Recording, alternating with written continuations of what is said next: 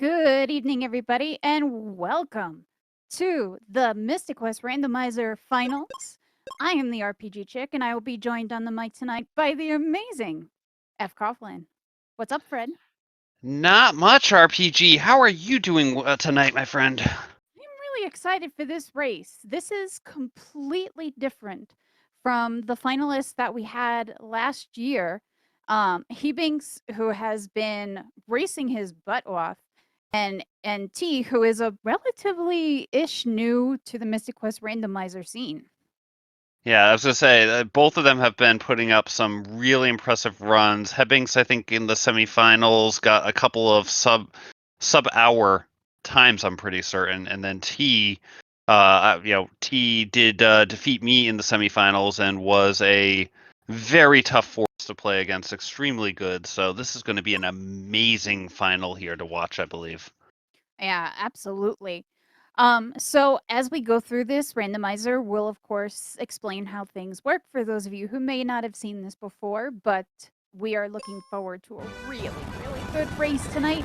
It is best of 3, so this is only the first match. The other 2 will be tomorrow, and it looks like we're off. And this is a loaded forest here. You see the red chests versus, you'll see some other brown chests. Red chests have, important items in them. Some of them may be simple things like, spells that you might need. They may also have key items in them. So there's going to be a lot of those that you're going to see around. They're going to be pathing to try to find red chests, just like Hebinx finding that Quake spell, which is a mostly useless spell, but they'll be doing stuff like that throughout the run here.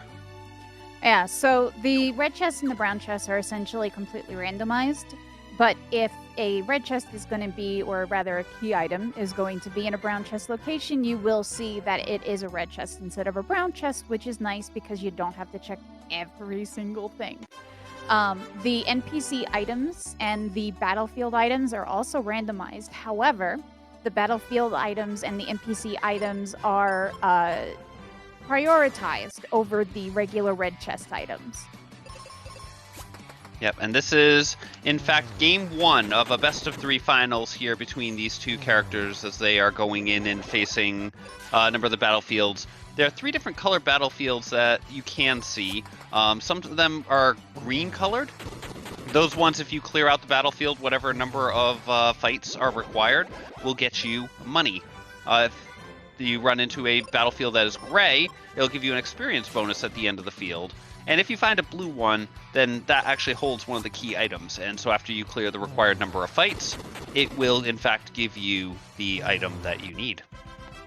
However, to reduce the amount of time that these battlefields usually take, they have, instead of having 10 battlefields in them, they have been randomized anywhere between 1 and 5 fights to make this go a little bit faster. You mean they couldn't up it to 30 for us? It would have given us some fun experience here. Oh, gosh. Also, if you can hear on the music, Hebinx does have the MSQ pack. So it's a little bit upgraded music from the original. Yeah, definitely get some really good sounds there and some mega grenades that both of these runners have just gotten, which is one of the key items required in order to beat this randomizer here. Yeah, so there's going to be a few things besides these mega grenades that our runners are going to be looking for. One of them they already found, which is the captain's cap. They have also picked up a sand coin, which is really nice. So our runners need to be able to traverse between the areas, whether that means coins or whether that means Gemini and Mobius crests. And they have to have the Mobius crest for sure, the captain's cap, the Thunder Rock, the Dragon Claw, and the mega grenades to proceed through, and an axe and a sword, any axe. To proceed through all of the dungeons. Yeah, and of course then there's the useful items, such as what we have just seen both the runners get there, getting the Gaia armor, which is the best armor in the game, 3 minutes in. I mean, what is this going to be, a super jet seed? Is that what we're looking at here? I mean, it might not be a super jet seed, but it will definitely make our runners more comfortable. So aside from that Gaia's armor, we want to hopefully see the Aegis Shield, which will protect us from petrification. We want to see the Charm Necklace, which will protect us from some of the Dark King's nastiest attack, which is the Silver Web and Confusion. The Moon Helm at the least, for some fire protection as well. You'd like to see that, and then of course the Cupid locket, because we don't like it when we get confused. That's confusion, right? I always confuse my... I need one of those Cupid lockets, because I never remember which one is which in terms of what status ailments all those happen to give. Yeah, I only ever remember that the charm necklace is good for confusion, so... Okay, so yeah, one of them at least gives you confusion, but we were gonna say one of the nice things to get is magic, and Hebinx finding, and I think T about to find as well, the Flare spell, the most powerful spell in this game, the one you want to have for the Dark King and many of the other fights. And Moonhut, wait, seriously, what's going on? Who rolled this seed? I think Ham did, who is also our wonderful tracker for the evening, by the way, and the creator of this amazing randomizer. Yeah, Ham's done an amazing job with this one. I'm looking forward to playing a lot more of this one here in the future. You know, this has just been a ton of fun going through this tourney here, and well, we're getting to see some good action here. You got T making the run now through the cave, and Hebinx, who got the river coin a little bit earlier, which allows access to the Fireberg area, has said, I'm going to Fireberg with a quick stop first back to the Alive Forest.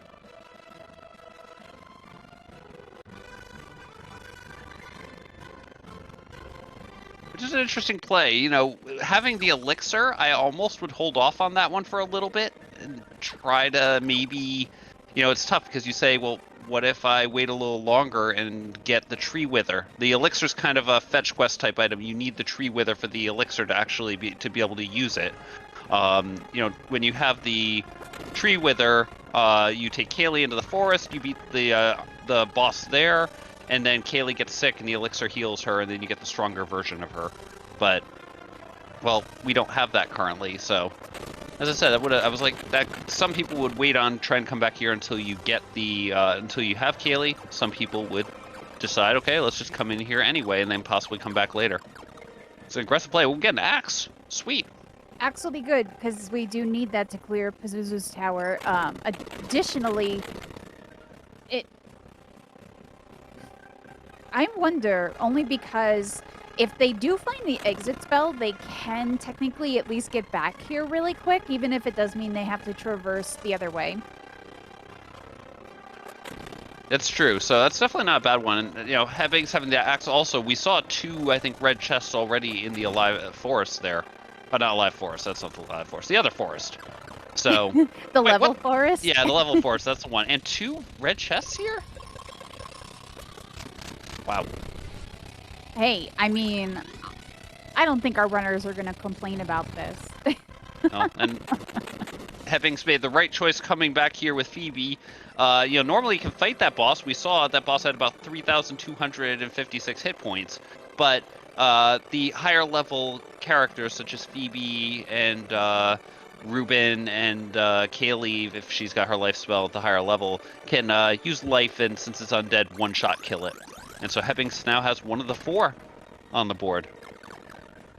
Yeah, so in order to unlock that sky coin, we are going to have to clear all 4 bosses. And T did pick up the cure spell from the Fireberg vendor. Cure is one of those things that's like, it's okay early game. It's kind of nice to have, but life is far more valuable in this game than cure is, especially because it can cure status ailments in battle as well. Oh, don't remind me. And all of our partners do come equipped with the life spell, thankfully, so our partner stats and spells and whatnot are not randomized. Yeah, the partners Sorry, are always going to say, it's okay, I'm just reliving the trauma. You know, oh, that was fun. But, you know, T here coming through now, trying to knock out all of these battlefields up here, whereas Hebinx will be going there, I think, next, in most likelihood. Now, Hebinx got the Gemini Crest while in the Bone Dungeon there. That was the main prize. That main prize was Gemini Crest allowing for... You know, there's like 1 or 2 chests you get by taking the Gemini Crest to teleport. Main thing it'll allow is quick access between Fireberg and Aquaria. They're going back and forth. T does have the Excalibur, so that's the strongest sword in the game, although a lot of times we move to magic, so we don't really care about many of those other levels of swords. if Hebinx did have the exit spell here, he would be able to do a small glitch, which is you can technically exit out of that Gemini warp in that cave you just went into, and it would allow you back access to the frozen part of Aquaria without having to have the wake water. However, our runners have not found the exit spell.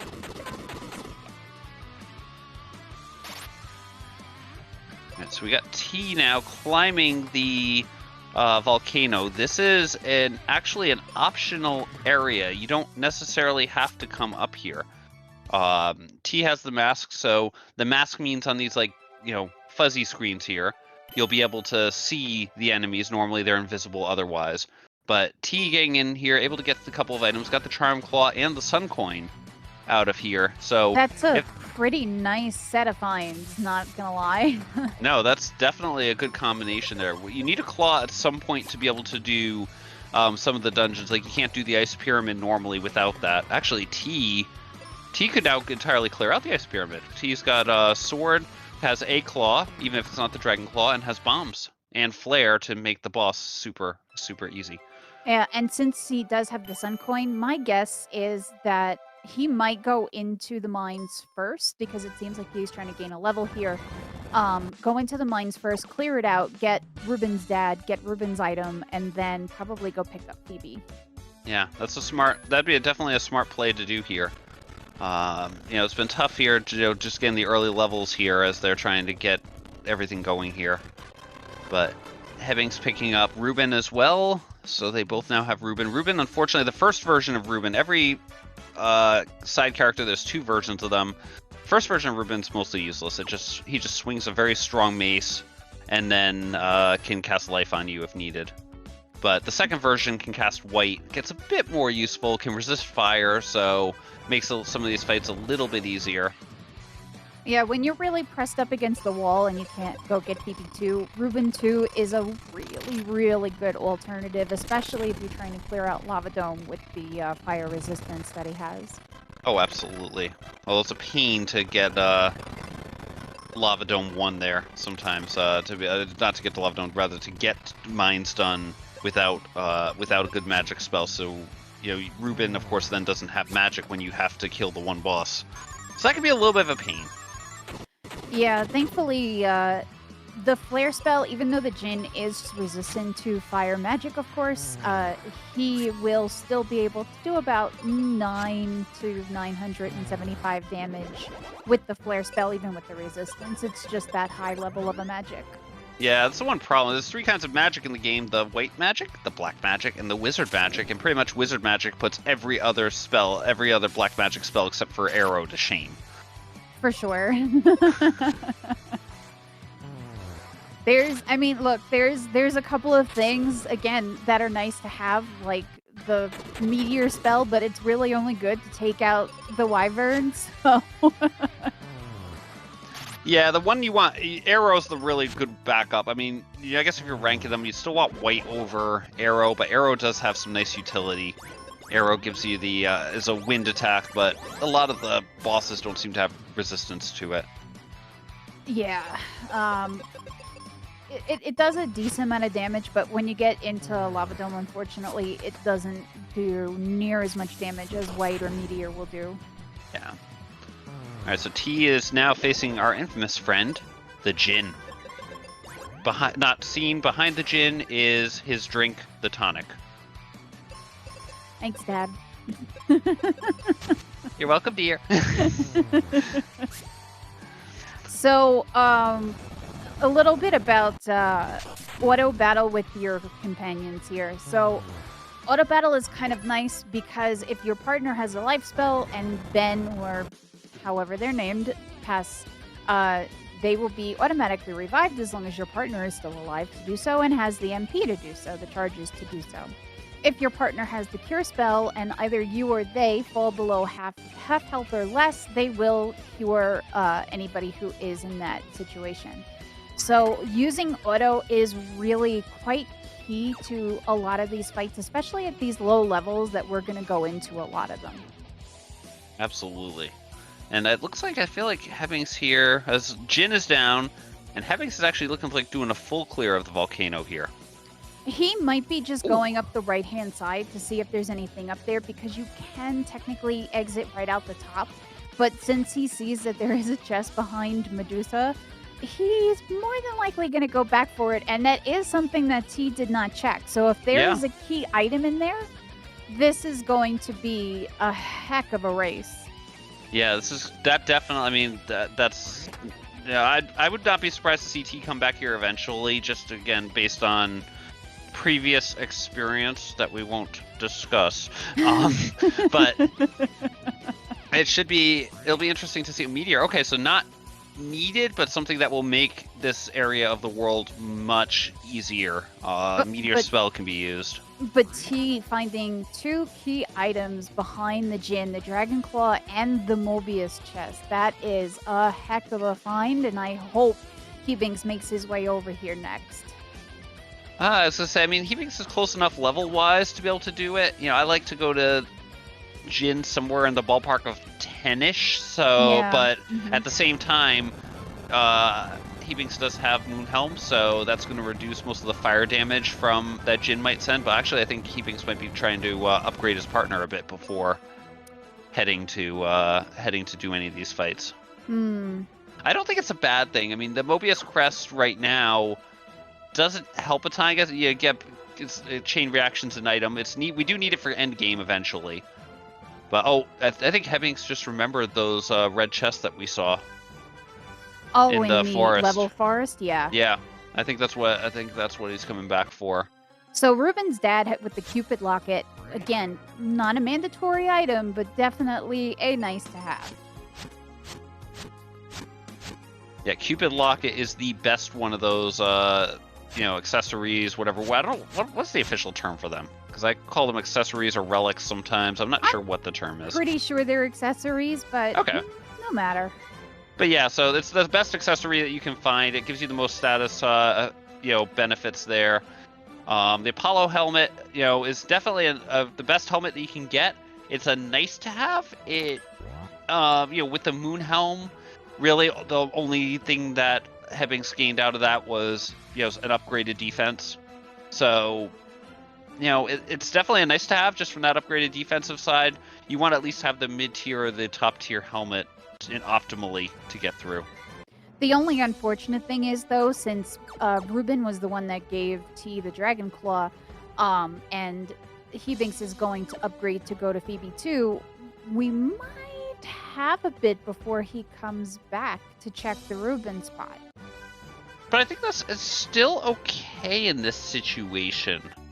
I think it's still going to work out, because by the time Hebinx dries up, not being able to do most of these other things there, and I always keep forgetting about that little fact that you can drop down a square to the side of the actual climbing tiles there. It makes it a little faster for Hebinx movement. I have to steal that in the future. And a really nice find by T here on Mount Gale, which is the life spell.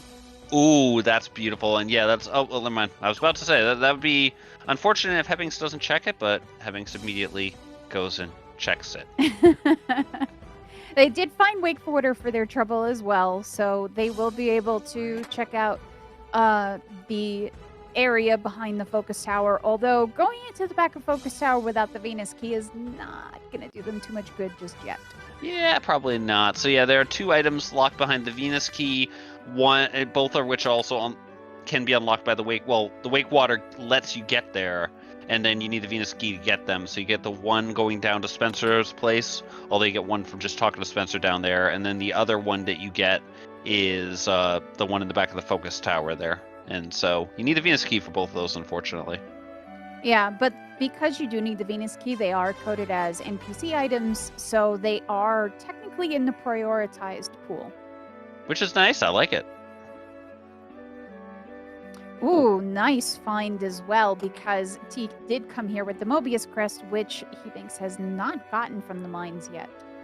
Yep, so White Spell is probably the second best spell in the game, because it, is the holy element. It tends to, do a lot of damage.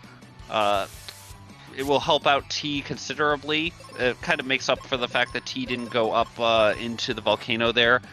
with the white spell, T will be able to fight. It'll be maybe a little slower, but still be able to fight the dual-headed dragon there with the white spell, because the flare spell it's not weak against. It actually resists it. It'll be a few hundred HP less per Ben's turn. Wow, I can't words this evening.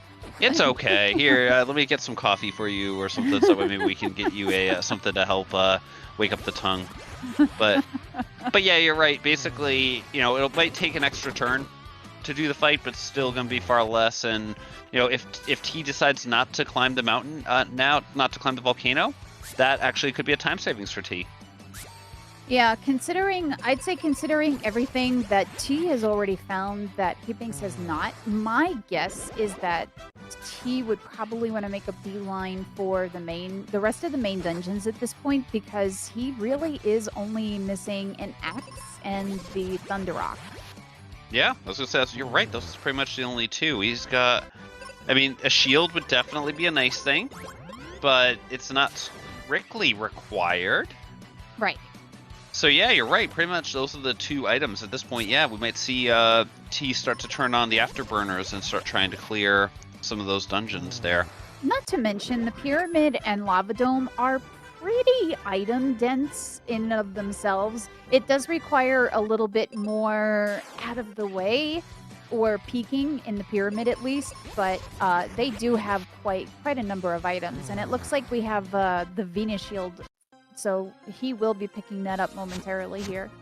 Yeah, I have to say it's interesting here seeing some of the different styles. Hebinx is definitely going in and being thorough, incredibly thorough, trying to make sure that there is nothing missed as part of this. The Alive Forest play could be one that people would say, "Oh, I'm not going there right now. This is a huge time commitment." Especially without the exit spell, but I am of a like mind. I do. Oh, and he picked up the Libra Crest, which could be really good. But I really like to clear out as much as I can of the forest if I have an axe, and just take a peek at the bottom floor of the tree, because there are 4 treasures down here. Yeah, it's a good play. Like if you are over here, it can definitely pay off really well. It just can also be a long walk. The only major piece here that we got is that Libra Crest. For those who don't know, there's one tile in this forest that'll let you teleport with it, and then, although it doesn't look like Hebinx will be checking that one right now, and then the other major piece is it actually is basically a fetch quest for a key item up in the Aquaria region, which we will probably actually see in about 27 seconds. I am a little surprised that he didn't go and check out the Libra Crest area, because there is a chest over to that side as well. He's seen a lot of red chests, in the brown chest pool or whatever it is. Yeah, I feel like true. That is just a it could just be I've got stuff, I can start moving here. Yeah, unfortunately, only a jumbo bomb for our troubles. Yeah, and so you'll see sometimes they'll pick things up out of order, as opposed to other randomizers, some of which have progressive items built in. This one doesn't have progressive items, but it'll always give you the maximum item of the ones that you have. So even if you get a downgrade, you don't really get a downgrade. You just have to, next time you change your items, it'll go back to the best one you have. Yeah, it is possible to have a set of flags that does randomize does do progressive gear rather. So if that is something that you're interested in and you rather play flags like that, then they are definitely there. There are so many flags and so many different Ben sprites now that you can pick from. Oh, absolutely. There are some really good ones here. I do enjoy the ones that we're seeing here. I definitely like the Black Mage. What is Hebinx? Do you know who Hebinx is here? Hebinx is Hebinx. So that is, I believe that is his mascot for his channel. Oh, perfect then. That's really cool. Since he's done so much work for this randomizer, I don't blame them for making that. Never would blame them at all. That is a great, that is absolutely a great one here. So what you're noticing here, it looks like random encounters. There are no random encounters. There's an item called the Magic Mirror, which neither runner has found yet. I was hoping that would somehow lead to a jinx and make it show up to make things easier for us. But the enemies are invisible until you obtain that. They're still always in the same spot, so basically you're going to be seeing Hebinx just pretty much take a fixed path through and hoping that, you know, as long as he walks back the same path, once he clears out the enemies, they're gone forever. Yeah, and you're going to see him take a lot of peeks in different places because if he doesn't have to retraverse different areas of the first floor to get to some of the other areas of the pyramid, it's going to make it a lot faster for him. So you probably saw him when he went upstairs taking little peeks down, little peeks up, just to see if there was any red chests sitting around. Yeah, and I think we saw one on the floor, on the second floor, you know, the one way on the right. So he'll have to go back and get that. T actually has an axe. Not the same axe, but actually for T, this now means it's just Thunder Rock would actually be, you know, go for all intents and purposes. Just get the rest of the levels needed and then push. Speaking of levels needed, so, I mean, look, it's a randomizer. Technically, you can go in and fight Dark King whenever the heck you want. However, there is more of a sweet spot that we prefer to go in because the Dark King is not very kind to us. Even though the regular monsters have a lot of their abilities mixed in this particular set of flags, the bosses have a minor mix of abilities in this set of flags as well. And the first phase of the Dark King also is kind of in that boss mix. However, Phase 2, Phase 3, and Phase 4 are still as nasty as you remember them the last time you played this game. However, there is no cure glitch anymore. You mean we can't just find the cure spell somewhere and cast a magic spell a couple of times and win? Wouldn't that be great? Considering how much we have all suffered at the hand of the Dark King for this particular tourney. Surely they should have turned that on for this tourney.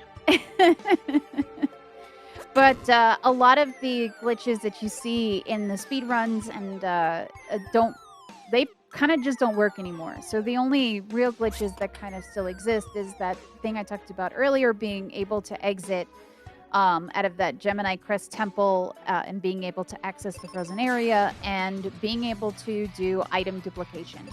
Everything else is pretty much non-existent. And other things that you see that might seem like glitches, like exit being able to take you back to where you start, is not a glitch. It is programmed in case of softbox. And we've already got T on the dragon here, and this is actually a very fast fight, I have to say, so far. I feel like that first phase has just come and gone. T has to use white on this fight because of the fact that it resists the fire of flare, whereas on the other hand, you'll see what happens when you are weak to a flare spell in 3, 2, 1, nearly 4,000 damage.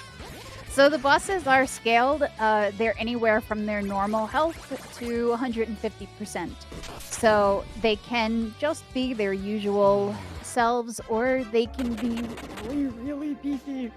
Whoa, that had to be a 101% Hydra for T there, because there is no way that you kill the Hydra anywhere near that quickly. I mean, normally that is a slugfest, and T made that look easy.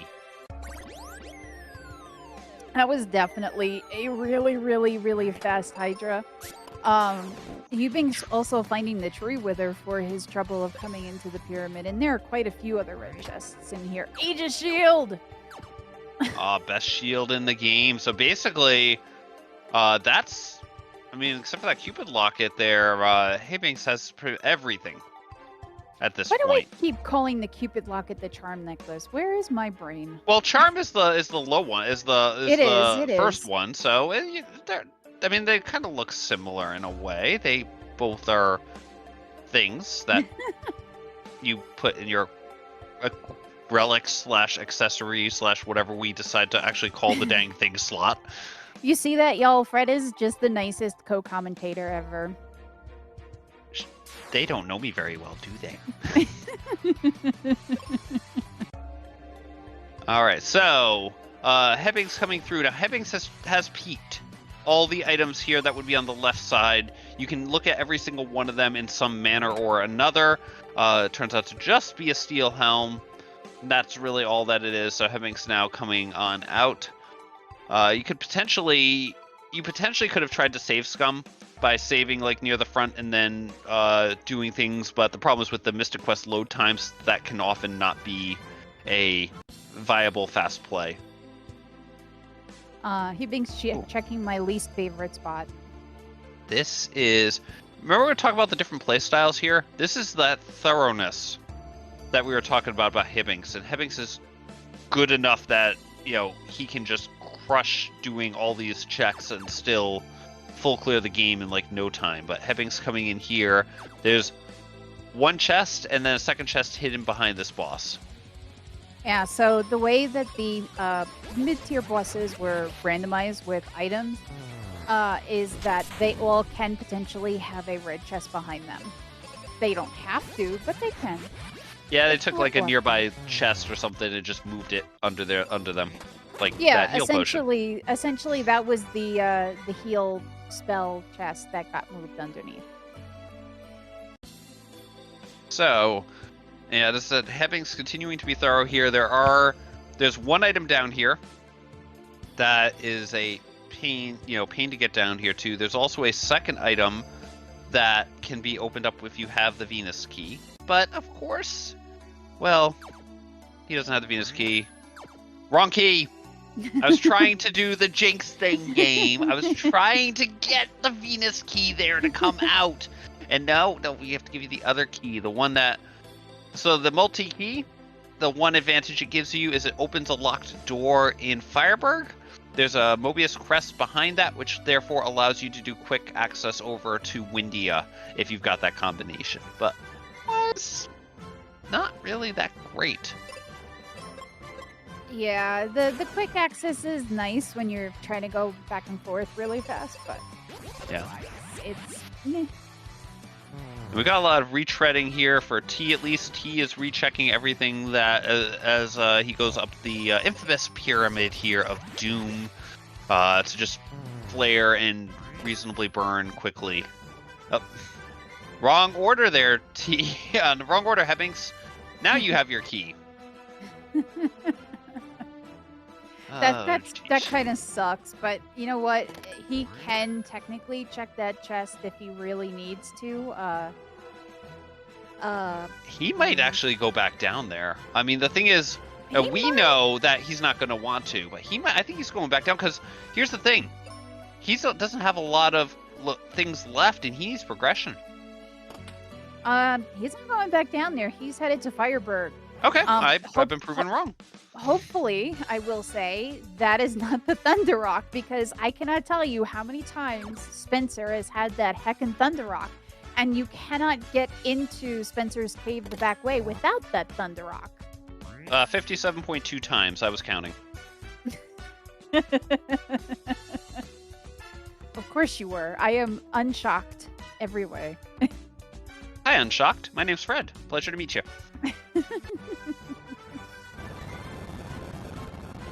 Alrighty, so we have T finishing this up, and Hebinx, who has gone through Volcano, is now about to go check out the depths of the lava dome. As I said, we've seen all this already from T, so there's not... I don't think there was really a ton in here. I think the Cupid Locket may have been the only thing. I think that was in here. But... yeah, I think it might have been. I think you're right. Yeah, no, it's Ruben's dad, sorry. Oh, yeah. You're right.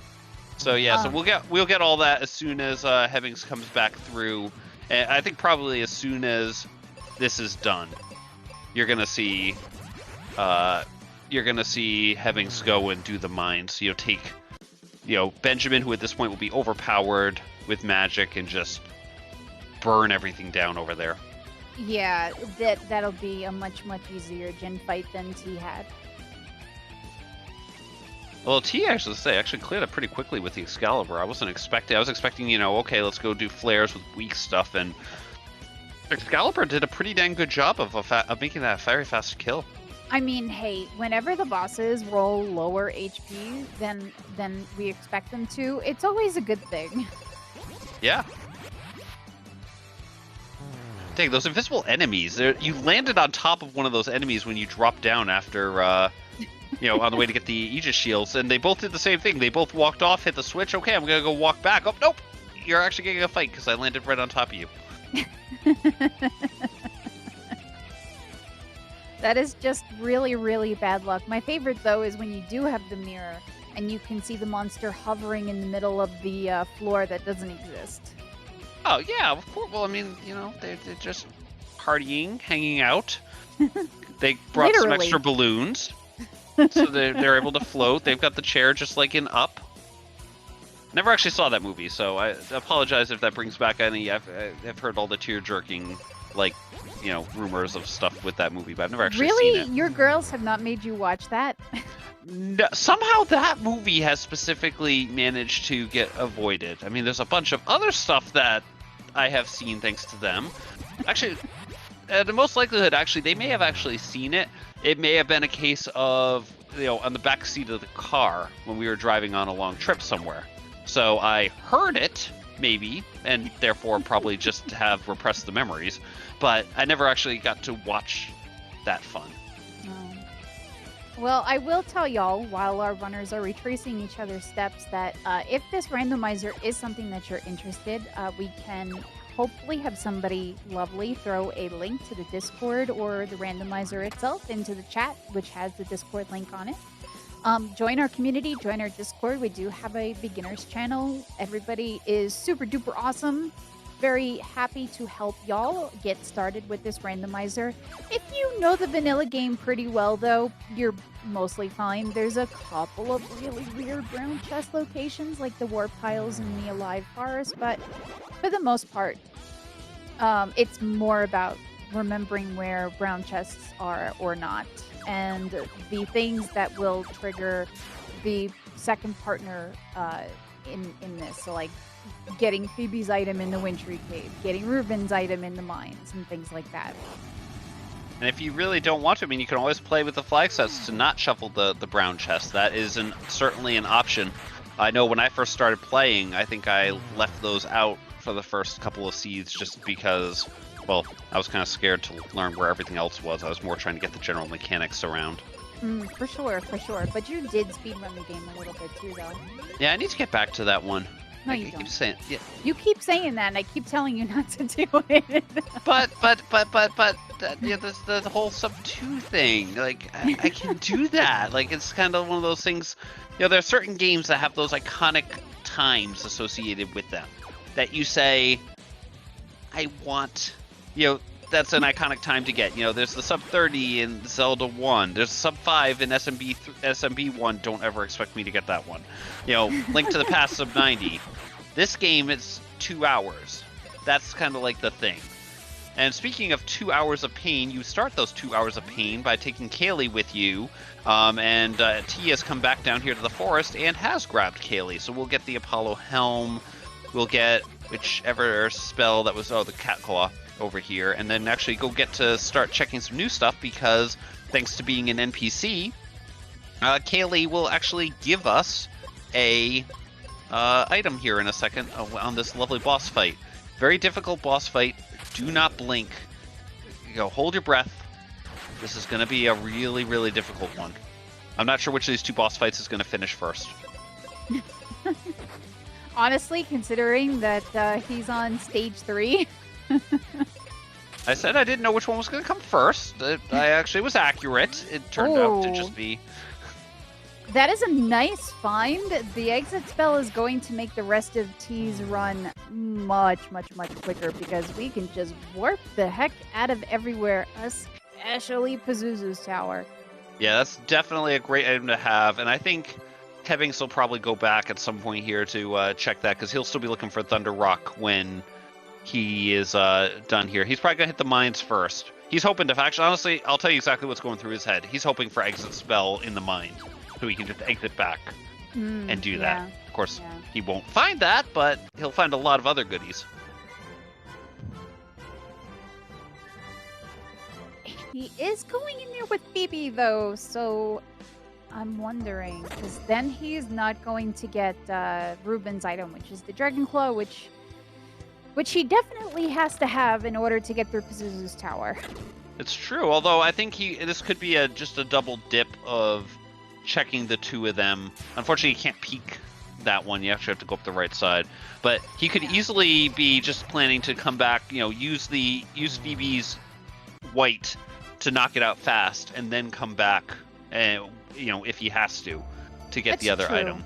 That's very true, because you do have to go a completely different direction to get to the Jinn than you do for these items, even though the good thing is you can check these items on the way back. Yeah. I said we'll have to see how it goes. I mean, it's definitely something he's got to do, but I mean, if you think about it at this point, he has been so thorough. There's almost nothing left. That's true.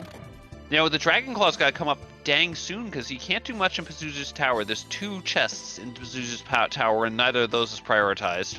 So, yeah, unfortunately, I think it's going to take him to Kaylee first, and then maybe he'll check around the base of the 3rd floor of Pazuzu's tower. Yeah, but you're not gonna do that. I think he at this point, if you've already killed the Jinn, what he might do is maybe throw a save in town, and then go check the item at Reuben, find out, oh look, it's actually a useful item, let me undo that, and then go do Kaylee, into Kaylee 1 into Kaylee 2. And as you blinked and didn't pay any attention to anything here, T clearing out a lovely Bone Dragon and demonstrating the power of that exit spell, saving approximately 45 seconds from having to walk out. Yeah, the nice thing is pretty much any of your partners, except for Kaylee 1 and Tristan 1, can life the Flamosaur. It's really... Yeah. Reuben, unfortunately, does not have great accuracy, so if you go there with Reuben 1, you will miss sometimes. And I know people are like, oh yeah, it's like a 5% chance, and I can tell you it must not be a 5% chance, because I have missed at least twice in a row, maybe even 3 times in a row with Reuben. I get it, fine. Trista missing it, okay, that one I'll completely buy. We all know exactly how good Tristram is at this game. So you're saying that Reuben is Tella? Pretty much, actually, yeah. Okay. Okay, so it was Arrow in that chest. We were worrying about that one chest down there. Turned out it was just Arrow. Oh, well, that's good at least. No, go back, Hebinx, go back. No, don't do this. Don't do this. I think he's going to clear out the rest of Wintry Cave. I mean, it's not a terrible play, but don't do this. Oh, he's checking out. He's getting that arrow now. Oh, I mean, that'll be good to have when he gets to Pazuzu's tower. But our Thunder Rock is being extremely elusive tonight. Actually, that Wintry Cave play may not be a bad one at this point. It's probably the most... I mean, the only other thing I can think of, could be Kaylee. I mean, Kaylee is incentivized, so... It's true. Although, I mean, it could just be in a random spot and we get unlucky. Alright, T... Is T doing the tower? Well, hopefully T will realize soon that he has Kaylee, not Phoebe. Honestly, it's not a terrible play because Kaylee, too, does have Arrow, and she has Petrify resistance. I've done this a few times myself. That's true. So it's not... Unless Pazuzu's skills get ridiculously randomized, which does happen sometimes, she's actually pretty heckin' safe to have for the Pazuzu fight. And honestly, you get that under the normal circumstances, too, so... Well, the problem is in the normal playthrough, you don't get the Petrify resistance because of the resistance glitch on the partners. It's true. Unfortunately, Hebinx finding nothing worth his while here in the Wintry Cave, and he's not even going to bother with the squid. Yeah. I mean, the squid does not have great odds of having it against the same as any other brown chest having a key item in it and therefore turning into the fancy red chests of doom, but 6th floor, oh wow. Now you get the question is... He'll probably want to go and check other things, so it's just a matter of whether he does the bird first or second. Yeah, I mean, if Hebinx was in that situation, hypothetically, which we know he won't be because he doesn't have the Dragon Claw, and you need the Dragon Claw to be able to ascend this tower. But the question might have been, Hebinx would definitely fight Pazuzu right there because Hebinx not having the exit spell. would have said, okay, let me just clear this out now and then exit the tree going down on the other side and checking all the red chests. Yeah, But, for sure. you know, it all depends. And I think this could be interesting here, because if Hebinx trades in Kaylee and that's the Thunder Rock, that's going to lead to a much faster tower for our friend. Was that 2 red chests on floor? I missed it. In the middle? I think that may have been. I think that may have been 2. And we'll have to see, but we'll see. But I think that was 2 reds in the middle of floor 4. That's well. At least Hebinx will have his exit spell now, so yeah, probably pretty relieved about that. Oh, absolutely. That's one of those things you definitely want to see. There it is. Oh, that's it. Don't Fred, if you will. Oh, okay. He's getting Phoebe. But ladies and gentlemen, boys and girls, children of all ages, need times 44 minutes and 32 seconds in the seed. With that discovery, T is now in go mode. Strap yourselves in, because now it's time to fly. But here we go. T is definitely now has everything needed. And I mean, the armor is perfect. T has flare. Does T have life, or was that in the forest? I'm trying to remember all of a sudden. He does have life. Okay. So he's got life. He's got everything that you would need. I mean, the only thing that would be questionable here is levels, but I don't blink an eye at 18. But I know there are some people in the community who will definitely say go to 20, which is mainly because of the fact that the Dark King's, all of the Dark King's abilities in 2, 3, and 4 do the same stuff, and the lovely Spider Kids do about, at level 18 with the endgame gear, about 760 damage. So you risk Benjamin dying whenever the Spider Kids come along and play. Yeah, my rule of thumb is depending on what I have equipment-wise, because I figure if I can die to 2 things, I don't want to die to more than 2 things, though. I'm good there. That's fair. That's completely fair.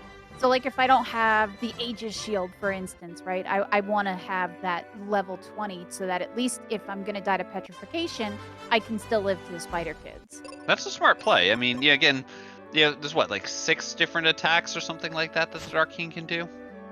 So we've got Silver Webs and Golden Webs. We've got the Thunder, which is a one-shot.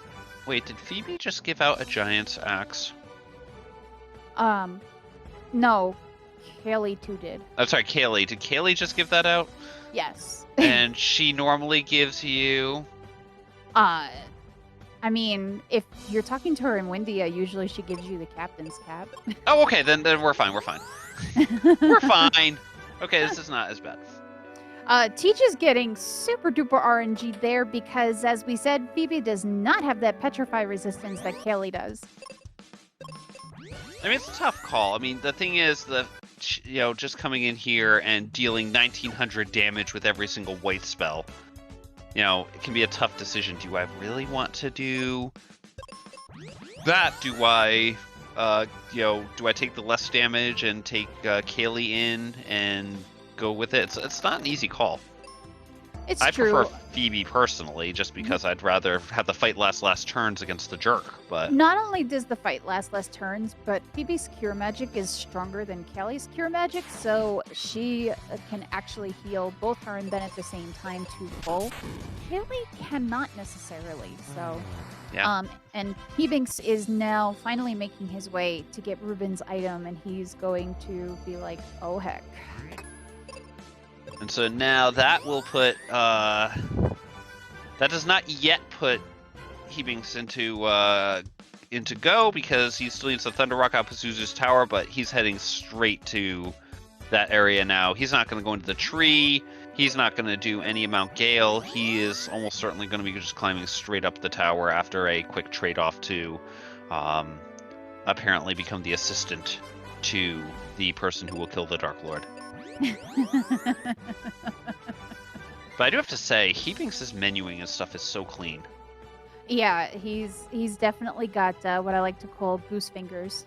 I'm not sure if I can root for Hebinx right. I know I'm supposed to be impartial, and I know that I am, I know that right now Hebinx is, a little behind, so I would typically like to root for the underdog, but Norma is still on floor 1. I don't know if I can root for Hebinx now. I mean, look, if I was behind, I wouldn't get her either, but I feel like you and I had a mutual consensus that we would always save Norma. Oh, absolutely. That's fair. And I think T and I both ended up doing the same thing too, even though you know, when we played each other, you know, we didn't actually say it. I think we both ended up doing that. I feel like that's a very divided thing in our community. So one of the nice things about this randomizer is as long as you both talk to Pazuzu in the same place, the bird will appear in the same place. So there's no secondary RNG of which floor did the bird go to that you have to contend with. Yep. And so that'll work out here. Hebinx now doing this, and I think he's going to do the same thing. He's going to fight the bird, and then he's going to walk out until he finds the rock, at which point he will then exit.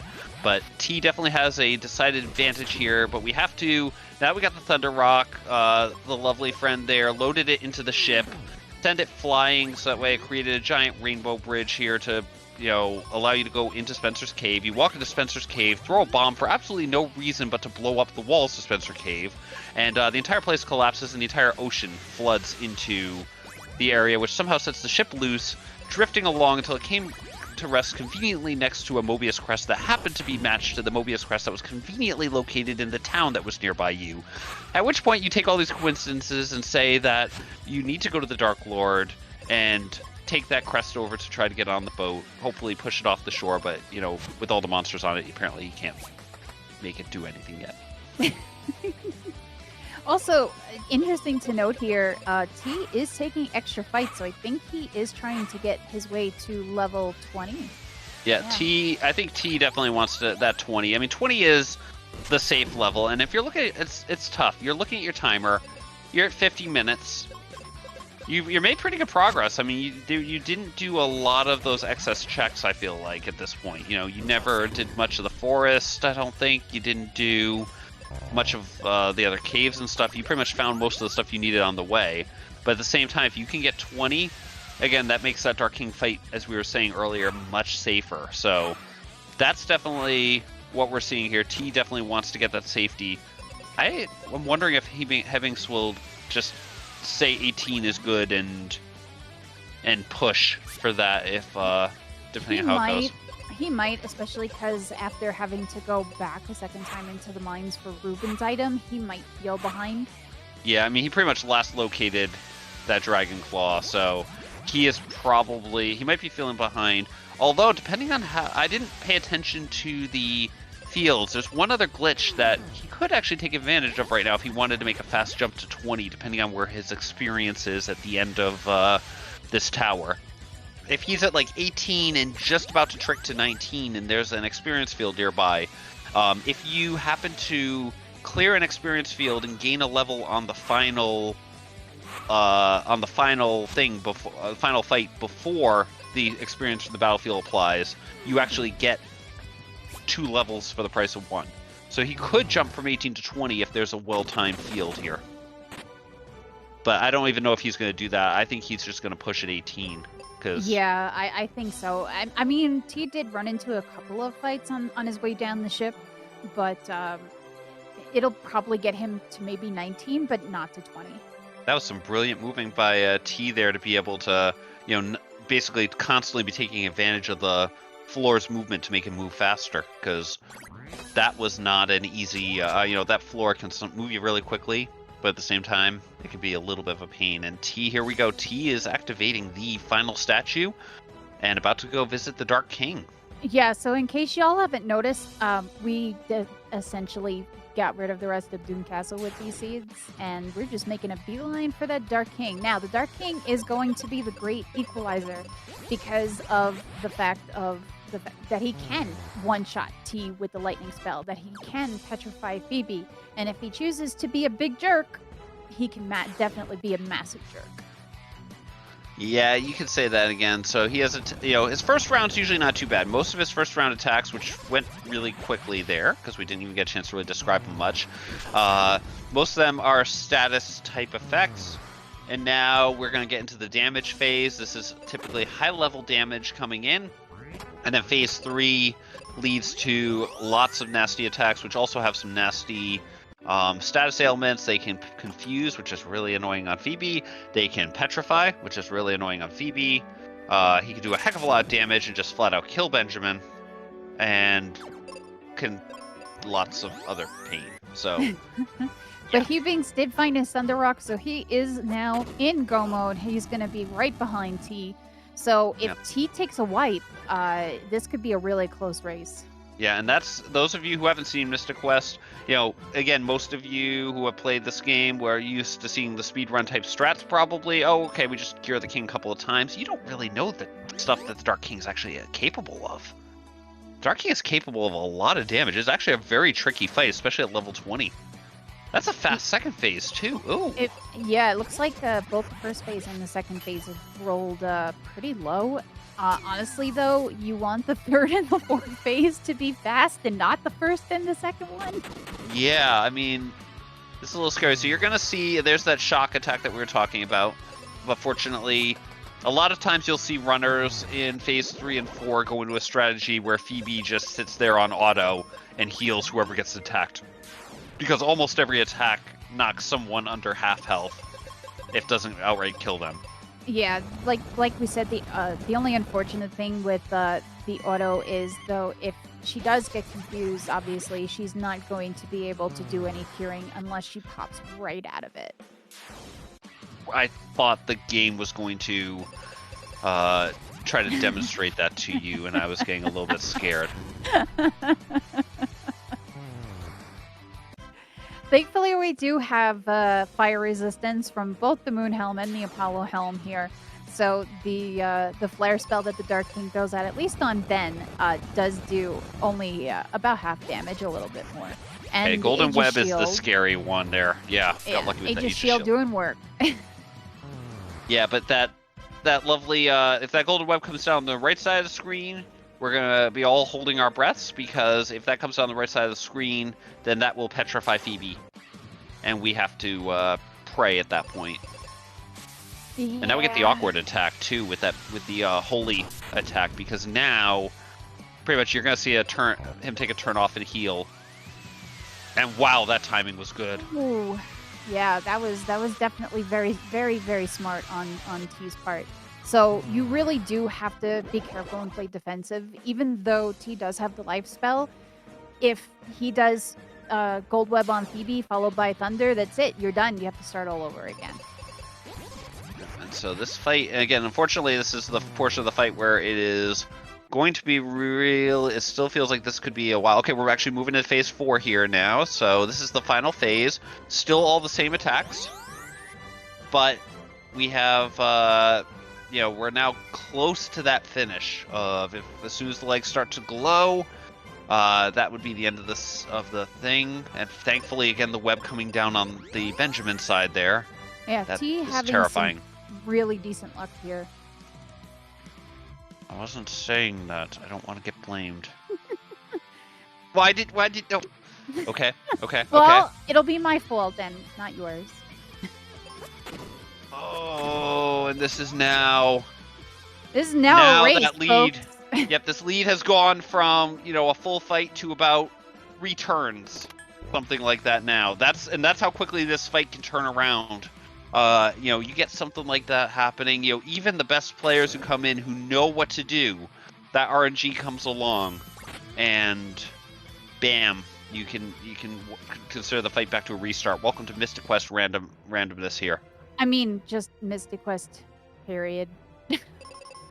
Yeah, that's true, because this fight's very unrandom in a way, because of the fact that all the attacks in this entire game do fixed damage, typically. Yeah, so if T wipes again, that will put Hebinx in the lead. So they are only a phase apart at this point. Yeah, and we all saw how short that first phase actually is. So actually, I think Hebinx will switch over here right now. So okay, I'm fine on the White's cast. But yeah, this is incredibly close now. Yeah, you don't want to see too many of those iron nails, by the way. They do lower defense. I don't think I've ever seen, now that we're past the first phase, I can say it, I don't think I've ever seen the Dark King throw out enough iron nails that at level 20, the Spider Kids will one-shot him, but Dark If you King get hit just decides 2 to in be a like, row, I think it can. I know I've had times. Maybe it was at like 19 or something, but yeah, it leaves you with like somewhere between 20 and 5 HP after Spider Kids if you get hit twice in a row. But yeah, it can be. You don't want to see that one hit ideally. Although at that point, most of the time, if you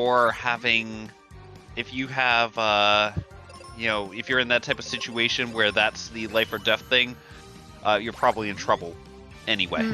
True, very true. So T is back on phase 3, which is the start of the not so nice things. Yeah. He's got. He was. Oh, and that's a wipe. Yep. Oh, heck, he was that trying puts Hebinx in the lead. Yeah, he was trying to go aggressive, which, again, you took a wipe on the Dark King. You're saying, especially if you're playing against Hebinx, you're looking over, you're seeing the timer running, Hebinx can finish under an hour. You're like, okay, I'm rushing.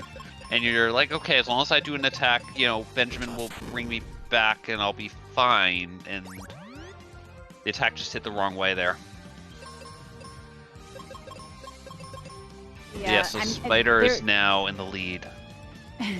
There are definitely times where you can maybe squeeze in like a little bit of an extra white spell, but the Mega White, and essentially, if Phoebe drops below 1,000 HP, I want her back up. Yeah. Oh, Hebinx is going with the safety strats here on phase 3. So in this strategy, you go with Benjamin constantly into defensive mode, which in this game, if there's an AoE attack and one character's defending the other, only the defending character takes damage, and it comes from, and it then literally doesn't take all the damage that both would have taken, just takes the damage that they normally would have taken. So that's why you're only seeing Benjamin take damage here. Yeah, this is a strat I've seen Ham use quite often, actually, and it's not a bad strat. It does take a little bit longer sometimes, just because you can only really attack the Dark King every other turn.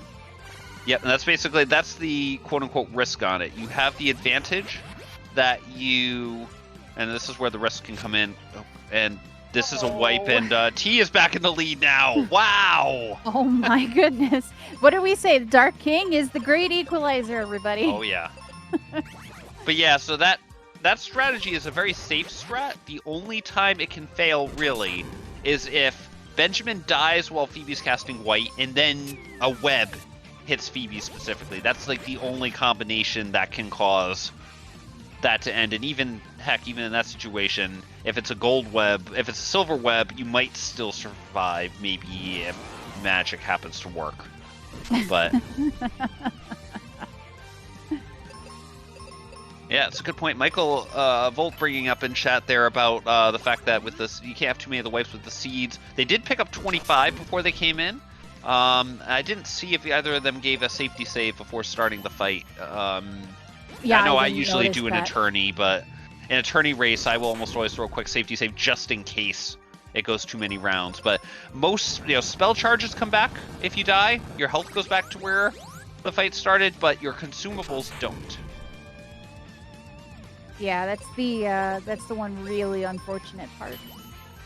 Yeah, if you get again, and it might not be so bad, but if you get 5, you're using probably 5-ish seeds per round, I'd say, something like that. If you get 5, if you have 5 or 6 deep runs that die, you could run into trouble. But hopefully, I think we're all hoping that doesn't necessarily happen. No, let's not. Okay. So T's are all set here. T's continuing with the quote-unquote aggressive strats of trying to have every turn Benjamin cast Flare with Phoebe serving as healer. Hebinx now going to jump over here into phase 3. Thankfully, it gets off a life spell. You really don't want to start a new phase with a dead Phoebe. Yep, so it looks like Hebinx is going to go back to the Phoebe heals as the healer strat, or Phoebe as the main attacker with Benjamin defending strat, and doing the cross lives right now to make sure that they both refill on this turn. Yeah, the nice thing is if your partner revives you before you've taken your turn, in the order, Ben will still take his turn after he's picked back up. It's so nice in this game. It's very nice to rely on. Honestly, it's part of the reason I tend to go with the offensive strat that, of having Benjamin do the attacks. But we're in phase 4. Okay, it's a Mega Grenade. Phoebe can survive that. Yeah, we're thankfully, even though she doesn't have the fire resistance, it will not be a full wipe. And he's going aggressive because he is in phase 4, so he is going to try to hope that this last flare will do it. And it does! Oh, get your GGs in the chat, folks. T taking game 1 of this best of 3. They're coming on in. Wow.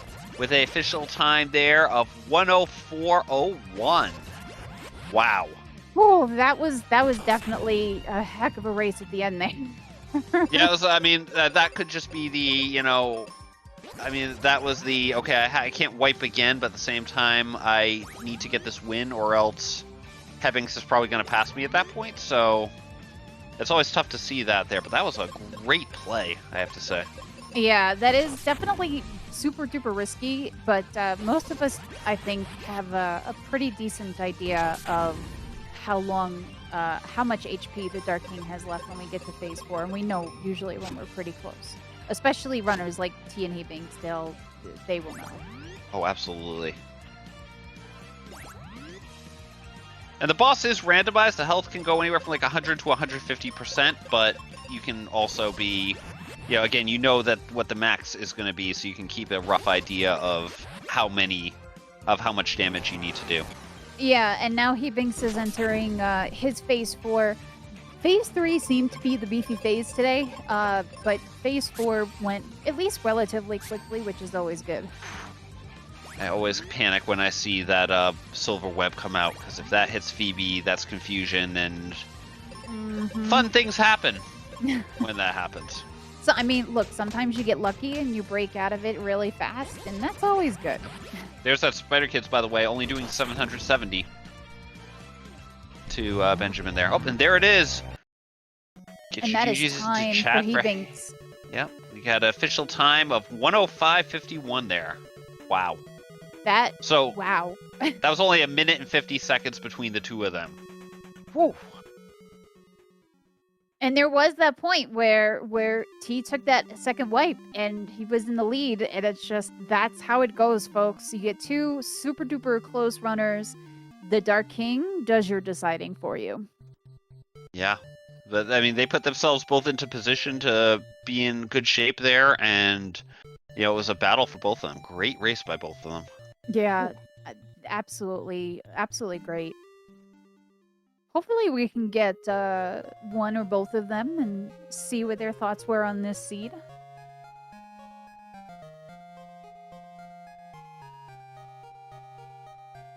But just to remind you, they will have their second match tomorrow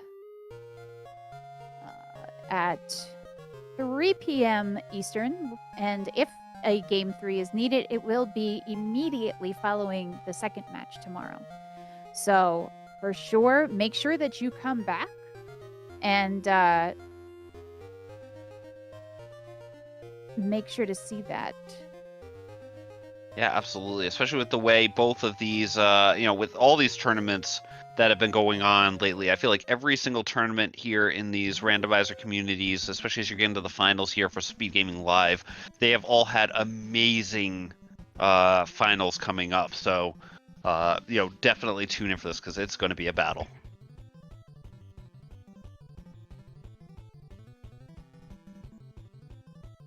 I think we're just having a little bit of tech issues. I'm excited to see how Game 2 goes tomorrow. I'm interested to see if there's going to be any meta game that's going to come along, in terms of this. Okay, is my play going to change now that it's, is T play going to change being up 1-0? Is Hebinx's play going to change being at 0-1? It'll be interesting to see. Oh. Hey, T, GG. Yeah, GG. GG to Hebinx. Yeah, we're working on getting him in here too. Yeah, that was an absolutely great race. So talk to us. Let's start out. How about that Dark King fight there? What were your thoughts there Wow. towards the end, especially with that ending? Technically, it was an easy Dark King, to say, because he was at really low HP. But he made up for it with his patterns, definitely. First test was just pure bad luck. Laser and petrification laser combo. One hit away from dying, so I was really pissed there. Second test, I just overmashed. And Always hate when yeah, that happens. I overmashed my Y input to put Phoebe back on auto. So yeah, That would explain that. and then he also used Mega White, which was the one move that would insta kill me if that happens. There were a couple of other situations where I could still made it out, even though it happened, because if he used any single target attack onto Phoebe, I would have made it out because I had the life onto Phoebe queued up. So Mega White was the worst case in that scenario. So a big mistake, but also a bit bad luck too. And yeah, I also I had this one occur to me in Speedrun PP2 once against Zoo, and then I threw a white spell into Zoo's Psych Shield. And yeah, missed my sub 2 hours back then. Oof. So I'm quite used to things happen.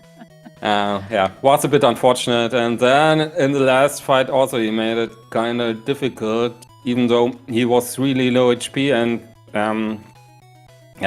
after fighting him twice, you kind of knew that he didn't have a lot of HP going on. But he just spammed Mega White, which is always bad, because if you don't want to risk too much, then you have to cast life afterwards, Benjamin. So yeah, he gave us the run for our money. Yeah, for sure. GG to you too, Hebinx. Hey, Yeah. GG. Yeah, GG, man. You hate to see the only combo that can really put down that strat just come out when I'm already a little bit behind. Yeah, there was a point in that Dark King race where you did get ahead for a little bit, Hebinx, and then you wiped, unfortunately. So it was a bit of back and forth towards the end. I will say that T did have a little bit of a lead going into the Dark King fight, though, not too much. Yeah, I made a couple extra dives that I shouldn't have made, and it happens. I was trying to be thorough, and it is what it is. At least I didn't go to Mount Gale or try to climb a tree to find Thunder Rock, though. Nobody. Oh wants yeah, that. that's unfortunate. Yeah, just to put that in perspective, T took a little bit longer to get into the mines. Made a few of the other checks on the way, and that therefore led to the Claw, the Mobius Crest, and the Cupid Locket, I believe, as the three that were, done through the mines there. So that led to a little bit. Ended up giving you not T. That was Hebinx who didn't go there, and that ended up giving a little bit of a lead to you, T, and then you were able to, and then Hebinx was able to claw back, pardon the pun, by getting those and then going straight into the tower there. So it was definitely a really entertaining race to watch. I definitely look forward to seeing, again, the rest of these races here tomorrow. Yeah, tomorrow should be a good time. We have both of our races scheduled back to back, so it's going to be a 1-2. If I manage to take match 2, we're going to go immediately into match 3 for the decider tomorrow. And if I don't, it is what it is. Thoughts on the seed from either of you that you would like to share that we haven't talked about yet? Well, from my perspective, it was kind of straightforward. So I don't think there was much route divergence, other than maybe doing a little bit more checks on the side here and there.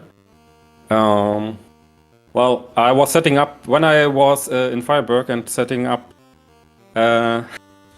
actually setting up for the mine, and then I just realized, wait, I don't have a claw, and then immediately I found the claw on the volcano, so that was kind of lucky or funny. Would have looked a bit stupid if I didn't find it and then had to go back to Bone Dungeon there.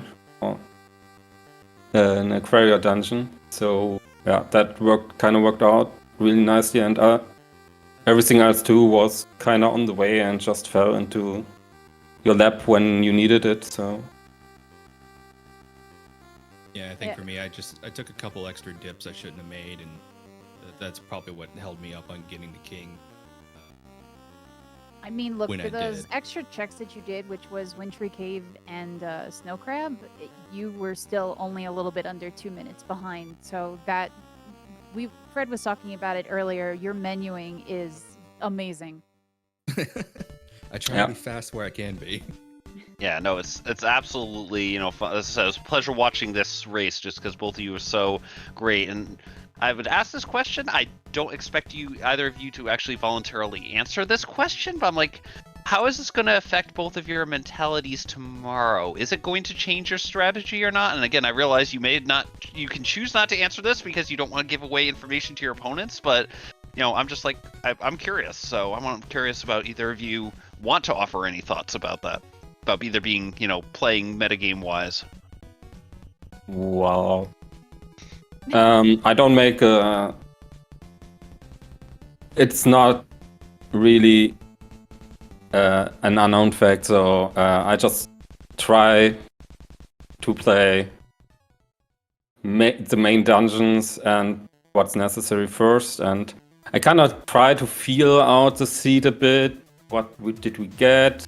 And then I might throw in here an off-road check here and there, but yeah, and I don't think that will change.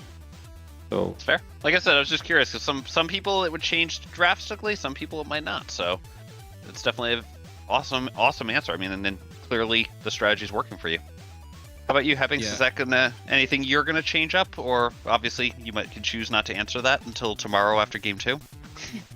I might switch up a couple of my extra dives that I made tonight. I was hoping to get lucky with being a little more convoluted and hitting up the side dungeons, and then getting something early that might not have been on the direct path that was go mode related, like, you know, maybe finding Thunder Rock in Wintry Cave, or behind Crab, or something like that.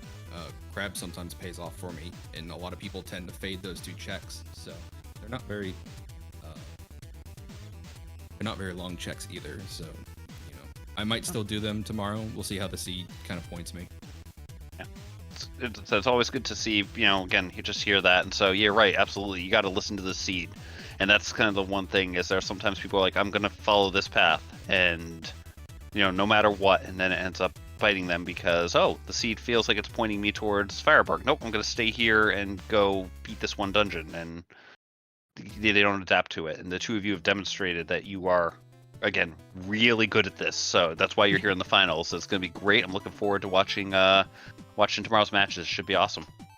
Yeah, no, I think win or lose, I think me and T have put on, me, T, and all the other runners, honestly, you know, RPG Chick, Coughlin, y'all put on great races yourself. I think a lot of people have showcased a lot of different play styles and a lot of things that make this randomizer as great as it is. It's like you can approach this so many different ways and still do well depending on the gambles you make. So. Absolutely. Yeah, very true, very true. Especially because there are lots of fade locations in random spots. Yeah, like I'm waiting for Medusa or Doulahan or Squidite to hold on to a go mode item. Because, I mean, I don't think either of us check those until very last. Yeah. If Doulahan holds the go mode item, we will see the 100% seed. I mean, look, to be completely fair, this is the first time in a long time that I've seen quite the bounty of things behind the mines. So. Well, I would say mines are, for me at least, I like checking the mine and doing it early because even if you don't find the best gear or the best go mode items, you still get access to room 2, which is always nice to have. Oh, for sure. Unless you have Phoebe 2 already unlocked, which is kind of rare so early. And you only need the claw to do the mine, so it's really accessible. Yeah, it's pretty dense check-wise too. There's literally like what 4 or 5 chests hiding behind Jin, and if you have megas, you free Aaron, and if you have Ruben with you, you get a check there. So it's like 6 potential checks just waiting for you. Oh yeah, no, it's not a bad check at all. It's just that very often you don't see 3 amazing things back there. Yeah. Yeah. Well, you know what they say, a mine is a terrible thing to waste. Oh, Fred. Well, I'm gonna ask if y'all have any final thoughts. Well, this could have been a really quick seat. Ducking made it a bit longer than expected, but yeah, this was a pretty straightforward race. Maybe we get something more technical, more diverse tomorrow. I'm definitely looking forward to it, and yeah. Thank you very much to Speedgaming for having us. Thank you very much to you, RPG Chick, and Fred, for commentating this race and putting in the time. Thanks for Waltham creating the randomizer and setting up things today, and everyone else involved into the tournament. And yeah, hope we get a great finale tomorrow. Yeah, my thoughts exactly. I'm looking forward to tomorrow's race. Win or lose, I've had a good time in the tournament, and you know, we'll wrap it up tomorrow. So stay tuned. Fred, any last thoughts before I sign us out? I think this is a great race to the both of you. Again, you both have proven tonight why you're here. You know, you have demonstrated to us that, you know, this is you are both phenomenal competitors, and I think this is going to be wonderful to watch the rest of it. It's been a pleasure working with you here, RPG, and as I said, you know, you can feel free to take us out, because this has been a great night tonight. So, folks, make sure that you do tune in tomorrow, because they will have that match 2 and possibly match 3 starting at 3 p.m. Eastern. We're not sure what Speedgaming channel it is yet. I don't think. Do we know? Let me take a look. While he does that, thank you again, everybody, for the help that you've given us. Please give our amazing runners a follow. If you want to follow either me or Fred, you can do that as well. We're both pretty cool. And Wildham, of course, is amazing for doing the trekking that he does. He is so on top of things, and it's always very appreciated. Do we know what channel Hebinx? Doesn't look like it's been assigned yet, but stay tuned to the Speedgaming Network, you know, family networks. They'll be able to tell you that, and I'm sure if you look at their schedule tomorrow morning, they will know exactly which station it'll be. More than likely. Thank you again, everybody, and y'all have a fantastic evening. Take care. Bye-bye. Have a good night.